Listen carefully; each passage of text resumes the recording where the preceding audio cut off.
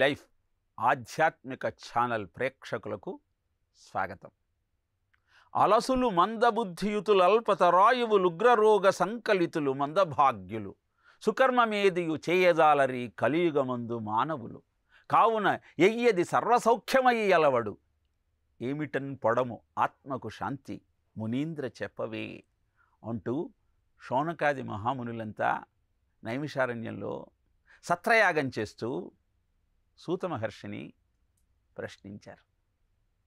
కలియుగంలో సోమరితనంతో బద్ధకంతో అనారోగ్యంతో ఏ సత్కర్మ ఆచరించలేని ప్రజలకు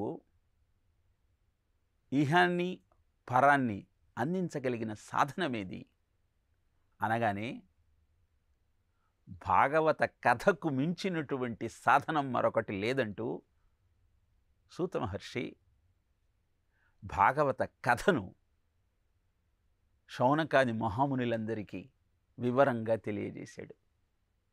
వింటున్న శౌనకాది మహామునులకు ఎంత విన్నా తనివి తీరలేదు. అందుకే ఆ కథలు చెప్పమంటూ కృష్ణ కథలను వింటూ ఉంటే తనువు పులకించిపోతోంది అని అడిగి అడిగి మరీ ఆ కథలన్నీ పూర్తిగా వినే ప్రయత్నం చేశారు. అలా అద్భుతమైనటువంటి కృష్ణ గాథను మనకు అందించినటువంటి ఉద్గ్రంథమే 18,000 శ్లోకాలతో వ్యాసుడు రచించిన మహాభాగవతం. భారతం నిత్య జీవితమైతే రామాయణం ఆదర్శ జీవితం. ఎందుకంటే భారతంలో అన్నదమ్ములు రాజ్యం కోసం కొట్టుకుంటే రామాయణంలో ఈ రాజ్యాన్ని రాముడే పరిపాలించాలి అంటూ భరతుడు రాముని పాదుకలకు పట్టాభిషేకం చేసి మరీ ఆ రాముణ్ణి ఆదర్శంగా తీసుకొని తన జీవితాన్ని గడిపారు. భాగవతం భవ్య జీవిత సోపానం. నీకు దివ్య జీవితాన్ని అందించగలిగిన అద్భుతమైన కథాంశం.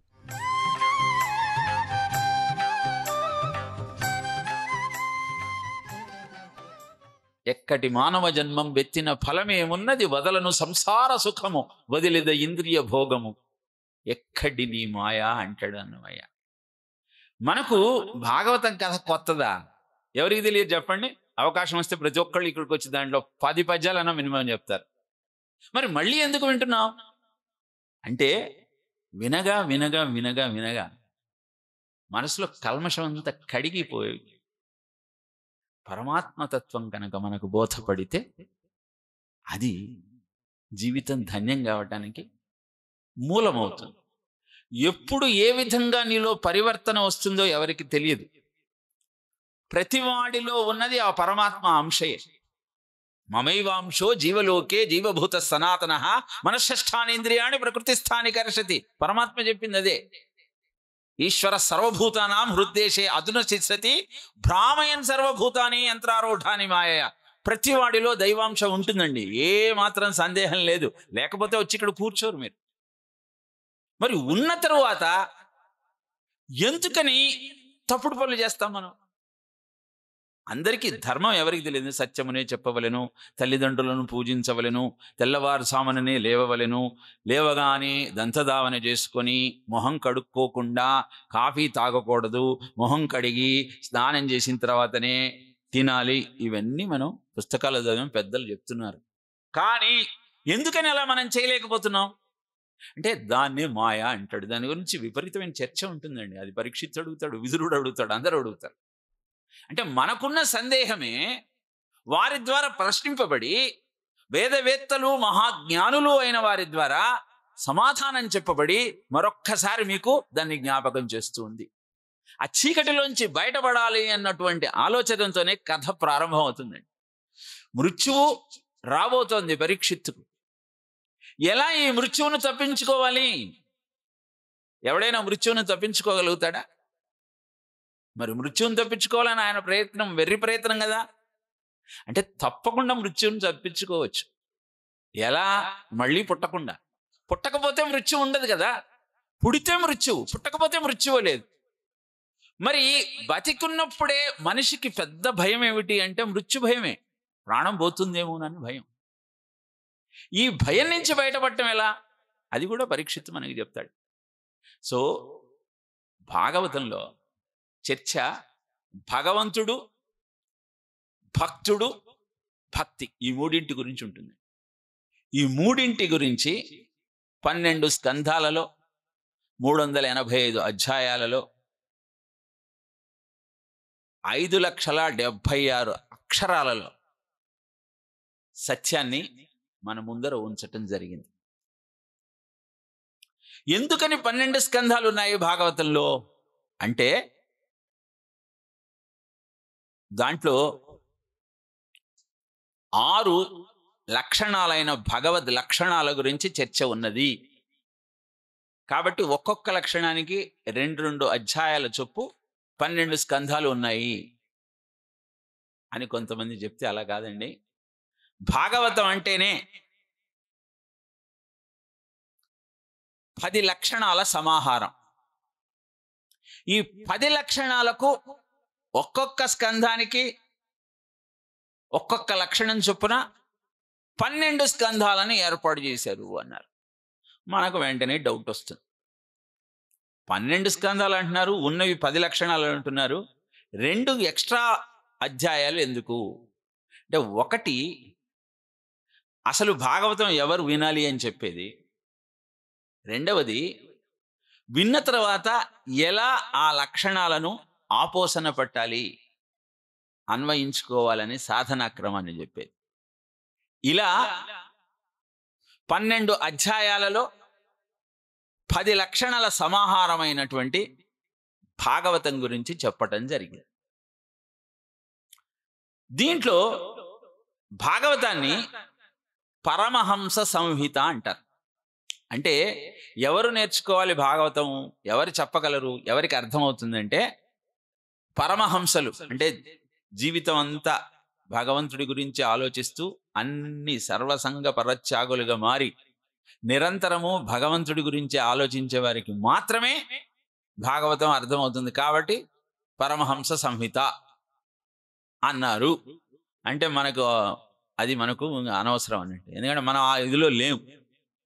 మరి ఎందుకండి భాగవతాన్ని మనం చెప్పుకుంటున్నాం అంటే, ఆయన పామరుడైన భాగవతాన్ని వింటే పరమహంసలాగా మారిపోతాడు. అదే నారద వృత్తాంతం. మీకు మొదటి స్కంధంలో నారదుడు తన పూర్వజన్మ వృత్తాంతాన్ని చెప్తాడు.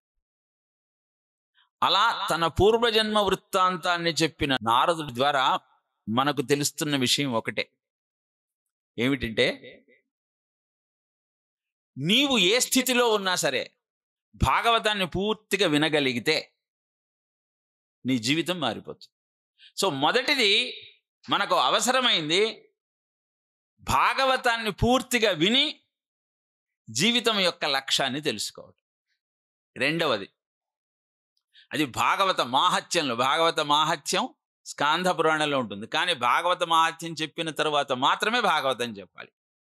భాగవత మాహాత్యంలో ప్రతి జీవుడు ఈ దేహాన్ని వదిలిన తరువాత ఉన్నత గతులు పొందాలంటే ఏం చేయాలి? ఉన్నత గతులు పొందటం అంటే ఓంకార మూల మంత్రాఢ్య పునర్జన్మ సదాశయ గో వేద ప్రతిమా సేవి అని భారతీయునికి నిర్వచనం. మనం ఓంకారాన్ని మూలమంత్రంగా గ్రహిస్తాం. పునర్జన్మ మీద నమ్మకం ఉంటుంది. గోవును, వేదాన్ని, విగ్రహాన్ని పూజిస్తాం. ఎందుకు అంటే ఈ ఓంకార మూలమంత్రం ద్వారా ఆ పునర్జన్మ లేకుండా చేసుకోవాలి అంటే ఈ మూడింటిని ఆరాధించాలి. దాని గురించి విశేషంగా భాగవతంలో మనకు తర్వాత చర్చ వస్తుంది, అక్కడ చెప్పుకుందాం. చెప్పదలుచుకున్న విషయం ఏమిటంటే, ఈ పునర్జన్మ ఏదైతే ఉందో, ఈ దేహాన్ని మనం వదిలిపెట్టిన తర్వాత ఎక్కడికి వెళ్తాం ఎంతమందికి తెలుసు? మీలో దేహం వదిలిపెట్టిన తర్వాత ఎక్కడికి వెళ్ళాలో తెలుసుకోవాలన్న ఆసక్తి ఎంతమందికి ఉన్నది? మాకెవరికి లేదా? అందరికీ ఉంది. మరి ఎక్కడికి వెళ్తారో మీకు తెలుసా? నేను చెప్తా. మీరు ఎక్కడికి పోతారో నేను చెప్తా. ఎక్కడి నుంచి వచ్చారో మీకు తెలుసా? ఎవడెవ్వడి వాడో ఈ జీవుడు, కడకు ఎవ్వరికి ఏమౌనో ఈ జీవుడు, ఎందరికి కొడుకుగాడి జీవుడు, కడకు ఎందరికి తోబుట్టడి జీవుడు. ఆశ్రీం యోని మాపన్నాహ మూఢ జన్మని జన్మని మాం అప్రాప్యైవ కౌంతేయ తతో యాతి అధమాంగతిం. భగవద్గీతలో పరమాత్మ చెప్తాడు, నన్ను చేరుకోకుండానే జీవులంతా అనేకమైన ఆశ్రీ యోనులలో ప్రవేశిస్తూ ఉన్నారయా. ఉత్తమమైన మానవ జన్మ యొక్క లక్ష్యాన్ని వాళ్ళు తెలుసుకోలేకుండా ఉన్నారు అని పరమాత్మ చెబుతాడు. మనము మనిషిగా పుట్టినప్పుడు మానవ జీవిత పరమార్థాన్ని గుర్తించాలి. అందుకే భాగవతం చదివితే బాగవుతాం అని చెబుతారు. బాగ్గావటం అంటే దుర్లభంచ త్రయమేదైతే దైవానుగ్రహ హేతుకం మనుష్యత్వం ముముక్షత్వం మహాపురుష సంశ్రయ అని చెబుతుంది వివేక చూడమణి. అంటే 3 మనిషికి దొరకటం చాలా కష్టం, దుర్లభం అంటాడు. ఏమిటది? మొదటిది మానవ జన్మ. మనం 84 లక్షల జీవరాశులలో మానవ జన్మ మాత్రమే కారణ జన్మ, మిగతావన్నీ అనుభవ జన్మలే. అంటే నువ్వు ఒక పాపం చేస్తే బాగా డబ్బులు కూడబెట్టి పుట్టలు పుట్టలు పుట్టలు పుట్టలు పుట్టలు అలా కూడబెట్టి గదుల్లో దాచుకున్నావు అనుకో, వచ్చే జన్మ ఏమొస్తుంది? పాముగా పుట్టాల్సి వస్తుంది. అవి కూడా పుట్టలేగా, దాంట్లో బతకాల్సి వస్తుంది. అలా కాకుండా నీచమైన ఆలోచనతో జీవితం గడపడితే ఒక్కొక్క జంతు జన్మ వస్తుంది. అందుకే మీరు కార్తీక దీపం పెట్టి ఏమంటారు? ఈ జంతువులు ఏవైతే కనపడుతున్నాయో వాటి మీద ఈ వెలుగుబడి, పాపం అవేవి సాధన చేయలేవు కాబట్టి ఈ వెలుగు ద్వారా వాటికి ముక్తి దొరికితే బాగుండు అని మీరు కోరుకోవడంలో మీ జీవితం బాగవచ్చు. ఇలా మొట్టమొదగా ఈ దేహం పడిపోయిన తర్వాత ఏమవుతుంది, ఎక్కడికి పోతావు అన్నది భాగవత మాహాత్యంలో చెబుతాడు. అదే గోకర్ణోపాఖ్యానం, దుందుకారుడి యొక్క చరిత్ర. నైమిషారణ్యంలో 88,000 మంది ఋషులు సత్రయాగం చేయటం ప్రారంభించారు. 1000 సంవత్సరాలు సాగేటువంటి ఈ యజ్ఞంలో మొత్తము వాళ్ళ యొక్క యజ్ఞం విధులు అయిన తరువాత పురాణ కాలక్షేపం అనేది ఒక విధి. అలా సూతుడు వాళ్ళకి అనేకమైన పురాణాలు చెబుతూ ఉన్నాడు. చెబుతూ ఉంటే శౌనకుడు ప్రశ్నించాడు, కాలవ్యాల ముఖగ్రాస త్రాస నిర్ణాశహేతవే. శౌనకుడు సూతుణ్ణి ప్రశ్నించాడు, ఎలానయ్యా ఈ కలియుగంలో వీళ్ళన్నీ బాధలు పడుతూ ఉన్నారు, ఎవడు ఒక్క మంచి పని కూడా చేయట్లేదు, ఈ కాలం అనేటువంటి సర్పము నుంచి బయటపడటం ఎలా అని శౌనకుడు సూతుణ్ణి ప్రశ్నించాడు. వివేకము, భక్తి, వైరాగ్యము ప్రజలకు కలగాలి అంటే ఏం చెయ్యాలి, ఎలా బాగుపడతారు వీళ్ళు అంటే దానికి సమాధానంగా కాలవ్యాల ముఖగ్రాస త్రాస నిర్ణాశహేతవే శ్రీమద్ భాగవతం శాస్త్రం కలౌ కిరేణ భాషితం. అంటే నాయన నువ్వెందుకు బాధపడతావు, ఈ కాలమని మహాసర్పము యొక్క కోరలకు చిక్కి జీవులంతా సతమతమవుతూ ఉన్నారు. బయటపడాలి అంటే సులభంగా బయటపడటం కోసమే భాగవతం అనే అద్భుతమైన వాంగ్మయము కలియుగానికి అవసరమని కీరేణ భాషితం. కీరము అంటే చిలుక, చిలుక ద్వారా చెప్పబడింది. ఎవరా చిలుక? శుక మహర్షి ద్వారా ప్రపంచానికి అందించబడిందయా. అది ఏమనుకుంటున్నావు, సామాన్యమైన శాస్త్రం అనుకుంటున్నావా? అది శుకుడు పరీక్షిత్తుకు ఈ భాగవతం చెప్పబోతున్నాడని తెలిసి దేవతలంతా శుకుడి దగ్గరికి వచ్చారు. వచ్చి, శుక మహర్షి నీకు నమస్కారం, మా దగ్గర అమృతం ఉంది, ఎవరికైనా సరే పుట్టుక లేకపోతేనే మోక్షం అండి. ఎన్నిసార్లని పుడతారు, మాతృగర్భం ఎంత భయంకరంగా ఉంటుంది, ఇవన్నీ కూడా కపిలుడు చెప్తాడు మనకి. కాబట్టి మీకు ఆ అవస్థను చెప్తాను, దాని నుంచి బయటపడే ఉపాయాన్ని చెప్తాను. చేయాల్సిందల్లా చెవిలోంచి మీ లోపలికి వెళ్ళే ఆ కథామృతము మీ హృదయంలో ఉన్న మాలిన్యాన్నంతా కడిగి వేసి నిర్మలమైన చిత్తంతో ఏ విధంగానైతే శివుడు అందరినీ కరుణిస్తూ అడిగిందల్లా ఇచ్చే ప్రయత్నం చేస్తాడో అలా నీ హృదయం నిర్మలంగా మారాలి అంటే శ్రద్ధగా కథ వినాలి. వినకుండా అడ్డుపడుతుంటుంది మీలో ఉన్నటువంటి కలి, దాన్ని పక్కకు నెట్టి వినే ప్రయత్నం చెయ్యండి. ఇలా ఆయన చెప్పిన తర్వాత బ్రహ్మదేవుడికి అనుమానం వచ్చింది. ఏమిటి ఇంత గొప్పదా ఈ భాగవతం? చూద్దామని ప్రపంచంలో ఉన్న మొత్తం వాంగ్మయాన్ని ఒక తాసు తీసుకొచ్చి దాంట్లో ఒక పక్కన పెట్టాడు. ఒక పక్క కేవలం భాగవతాన్ని పెట్టాడు. భాగవతం బరువుగా కిందనే ఉన్నాయి, మిగతా శాస్త్రాలన్నీ తేలికగా పైకి వెళ్ళిపోయాయి. అప్పుడు ఆశ్చర్యపోయాడు. ఆహా, ఇంత గొప్పది భాగవతము, దానికితో దేనిని తొలతూచలేము అని చెబుతూ సూతుడు శౌనకాది మహామునులతో, ఇది వినటానికి ఒక పద్ధతి ఉన్నదయా. సప్తాహేన శృతం ఏతత్ సర్వదా ముక్తిదాయకం. దీన్ని మొత్తం వినాలంటే 7 రోజులు పొద్దున సాయంత్రం దీన్ని చక్కగా మీరు వినగలిగితే మీకు ముక్తి దొరుకుతుంది. ఎందుకంటే సనకాద్య పురా ప్రోక్త, ఇంతకు ముందు సనక సనందనాదులు నారదాయ దయాపరై, నారదుడికి ఇలా చెప్పారయి. అలాంటి అద్భుతమైనటువంటి భాగవతాన్ని 7 రోజులు వాళ్ళు చెప్పిన తరువాత నారదుడు చాలా సంతోషించాడు అని ఎప్పుడైతే సూతుడు శౌనకాది మహామునులకు తెలియజేశాడో అప్పుడు శౌనకాది మహామునులకు ఒక సందేహం వచ్చింది. మీకేమన్నా వచ్చిందండి సందేహం? వాళ్ళకి ఏం సందేహం వచ్చిందంటే, నారదుడే అన్ని చోట్ల తిరిగి అందరికీ అంతజ్ఞానాన్ని ఇస్తాడు, నారం దదాతి ఇది నారదహ కదా, జ్ఞానాన్ని ఇచ్చేవాడు కాబట్టి నారదుడు అన్నాడు. మరి ఆయనకి సనక సనందనాదులు చెప్పడం ఏమిటి? అసలు ఎక్కడ కలిశారు, ఎలా చెప్పారు అని ప్రశ్నించారు శౌనకాది మహామునులు సూతుడిని. మహర్షి, నువ్వు చెప్తుంటే చాలా ఉత్సాహంగా ఉంది, మధ్య మధ్యలో కాస్త నిద్ర వచ్చినా వెంటనే మళ్ళీ వినాలనిపిస్తోంది. కాబట్టి ఎందుకని సనక సనందనాది ఋషులంతా నారదుడికి ఈ విషయం చెప్పారు, నారదుడికి సనక సనందనికి ఎలా కలిసింది అని ప్రశ్నించారు.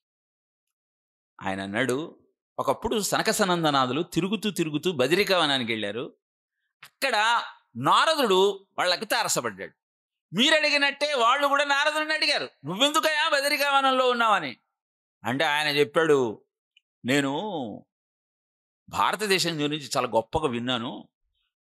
భారతి బంగారు ముంగిట భగవంతుడే పారాడెను, ఋషి సంతతి గొంతు విప్పి రుక్కులు చక్కగా పాడెను, సమతా కేతన మెత్తెను, క్షమతా శంఖము నొత్తెను. అలా భారతదేశం గొప్పదని వాళ్ళంతా పాడుతూ ఉంటే, అయోధ్య మధురామాయ కాశీకాంతి హవంతిక పురి ద్వారావతి చైవ సప్తైతే మోక్షదాయకాహ, 7 అద్భుతమైన మోక్షద్వారాలైన పట్టణాలన్నీ భారతదేశంలో ఉన్నాయని విని ఈసారి భారతదేశం వెళదామని నేను భారతదేశంలోకి వచ్చాను. ఇక్కడ నాకు ఒక విచిత్రం కనపడింది. ఏంటంటే నేను విన్నది ఒకటి, ఇక్కడికి వస్తే తరుణీ ప్రభుత గేహే శాలకో బుద్ధిదాయక కన్యా విక్రేణ లోభేన దంపతీనాంచ కల్కనం. ఇంటికొచ్చి ఒక్కొక్కళ్ళు ఇంట్లో చూస్తే పెత్తనమంతా ఇక్కడ ఆడవాళ్ళదే. మగవాడు మాట వినేవాడు కూడా లేడు, తల్లిదండ్రుల మాట వినేది అసలుకే లేదు. పోనీ ఏదన్నా సందేహం వస్తే సామాన్యంగా భారతదేశంలో గురువును దైవంగా భావించి వాళ్ళ దగ్గరికి వెళ్ళి సలహా అడుగుతారని నేను విన్నా. కానీ ఇక్కడికి వస్తే సలహా చెప్పేది ఎవడంటే బావమరిది, వేరే వాళ్ళ మాటలు వినేదే లేదు. అమ్మాయిలను డబ్బు కోసం అమ్ముకుంటున్నారు, భార్యాభర్తలు కొట్టుకు చేస్తున్నారు. నాకు చాలా విచిత్రం అనిపించింది. నేను ఎంతో విన్నాను, ఎందుకు ఇలా అయింది అంటే అప్పుడు గుర్తుకొచ్చింది, నాయన ఇది కలియుగం, కలియుగంలో ఇలా ఉంటారు, భారతదేశంలో ఇలా అన్నా ఉన్నారు, వేరే దేశాల్లో అసలు ఈ గొడవే లేదు, పొదుగుకులు కొట్లాటలే, అరణ్య రోదనలే. ఇంకా భారతదేశంలోనే కాస్త ఇక్కడ శంకరుడు పుట్టాడు, వ్యాసుడు ఉన్నాడు, కాబట్టి కలియుగమైనా ఇంకా నడుస్తోంది అని నాకు భావన కలిగింది. అలా నడుస్తూ నేను బృందావనానికి వెళ్ళాను. అక్కడ నాకు ఒక విచిత్రం కనబడింది. ఒక స్త్రీ యవ్వనంలో ఉంది, ఆమె చుట్టూ కొన్ని వందల మంది స్త్రీలు ఉన్నారు, దగ్గర 2 కొడుకులు ఉన్నారు. విచిత్రం ఏమిటంటే 2 కొడుకులు వృద్ధులు, ఆమె మటుకు యవ్వనంలో ఉంది. తల్లి అందంగా యవ్వనంలో ఉండి కొడుకులు వృద్ధాప్యంలో ఉండటం ఏమిటి? ఉంటిరిపో. ఆమె బోరు బోరునే ఏడుస్తోంది. నాకు అర్థం కాల. నేను ఆమె దగ్గరికి వెళ్ళి, ఎవరమ్మా నువ్వు, ఎందుకు ఏడుస్తున్నావు అని అడిగితే ఆమంది, నా పేరు భక్తి, ఈ చుట్టూ ఉన్న వాళ్ళంతా గంగాది పుణ్యతీర్థాలు, వీళ్ళిద్దరూ నా కొడుకులైన జ్ఞానము వైరాగ్యము. నేను పుట్టింది ద్రవిడ దేశంలో, పెరిగింది కర్ణాటకంలో, కొంచెం పేరు ప్రతిష్టలు సంపాదించుకుంది మహారాష్ట్రంలో. గుజరాత్కి వచ్చేసరికి ముసల్దాన్ని అయిపోయాను. పాషండులు అనేక మంది నన్ను బాధించారు. నేను, నాతో పాటు ఉన్న వీళ్ళిద్దరూ కూడా శుష్కించిన దేహాలతో ముసలి వాళ్ళమైపోయాం. నాకేం చేయాలో తెలియక ఈ ఇద్దరు పిల్లల్ని తీసుకొని అలానే వస్తూ ఉంటే, బృందావనానికి వచ్చిన తర్వాత నాకు జవసత్వాలు వచ్చి నేను యవ్వనంగా మారిపోయాను. వీళ్ళు మాత్రం ఇంకా ముసలితనంలోనే ఉన్నారు. మీరు అద్భుతమైనటువంటి తపశ్శక్తి సంపన్నులు కదా, కాబట్టి నా పిల్లలకు కూడా మంచి జవసత్వాలు వచ్చే విధంగా నన్ను కటాక్షించండి, ఏదైనా మార్గం చెప్పండి అనగానే నారదుడు అన్నాడు, నువ్వు భయపడకు, నువ్వెందుకు ఇలా అయ్యావో నీకు తెలుసా? తెలియదు గురువుగారు అని. ఏం లేదమ్మా, ఇది కలి ప్రభావం. కలిలో ఎవడికి భక్తి ఉండదు, జ్ఞానము వైరాగ్యము అసలే ఉండదు. నువ్వు అందుకే కలియుగంలో మొదట పాషండుల బారిన పడి దెబ్బలు తిని యవ్వనాన్ని కోల్పోయావు. కానీ బృందావనానికి వచ్చేసరికి అక్కడ ఉన్న మట్టి కారణంగా భక్తికి నిలువెత్తు రూపమైనటువంటి ఆ ప్రదేశం కారణంగా నువ్వు యవ్వనంలోకి వచ్చావు. కానీ భక్తి ఉన్నంత మాత్రాన జ్ఞానము వైరాగ్యం ఉండాలని లేదు కదా. జ్ఞానానికి వైరాగ్యానికి భక్తికి భగవంతుడికి ఏమిటి సంబంధం? ఈ కథ ద్వారా మనం తెలుసుకోవాల్సింది ఏమిటి అంటే, భగవంతుడు భక్తి ఇద్దరు కలిసి దాంపత్యాన్ని నిర్వహించిన నేపథ్యంలో వాళ్ళకి ఇద్దరు కొడుకులు పుట్టారు. ఒకళ్ళు జ్ఞానము, ఒకళ్ళు వైరాగ్యం. దీంట్లో వైరాగ్యం తల్లి పోలిక, జ్ఞానం తండ్రి పోలిక. అర్థం ఏమిటి అంటే, మీకు భక్తి ఉందనుకోండి, కొంచెం వైరాగ్యం కలుగుతుంది. కానీ జ్ఞానం ఎప్పుడు వస్తుందంటే భగవతత్వాన్ని ఉపాసించినప్పుడు మాత్రమే. దానికి ఒక చిన్న ఉదాహరణ.